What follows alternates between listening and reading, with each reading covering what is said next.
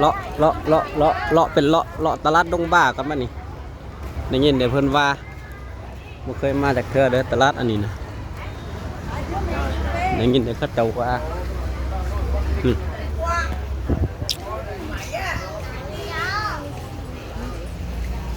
สบู่hai con này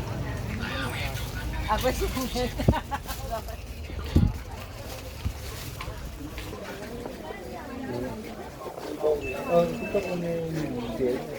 หยิบเกิบตอกเกิบ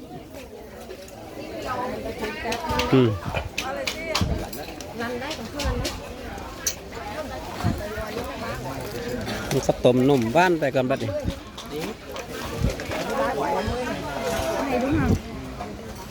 ซื้อข้าวต้มขนมให้ลูกก่อน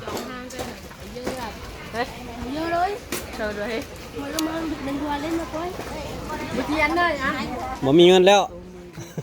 เฮ็ดเปลี่ยนแล้วขนมđấy บ่นี่ปลาหมึกอะเองเต็งซื้อเนี่ยปลาหมึกแห้ง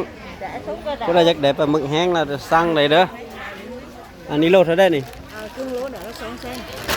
ครึ่งโล200,000นี่ละเซนหนึ่งครึ่งโลละ150,000เต้นี่ละเซนหนึ่งน้อยกว่านิดเดียวน้อยอันนี้เด้อันนี้ละกิโลแบบเซนครึ่งโลนี่ละ4 เซนอันนี้400,000ครึ่งโลละ4 เซน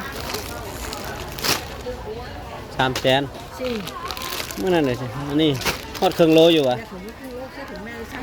สั่งเลยสั่งมันก่อนเด้อครึ่งโลแซ่บอยู่บ่แซ่บ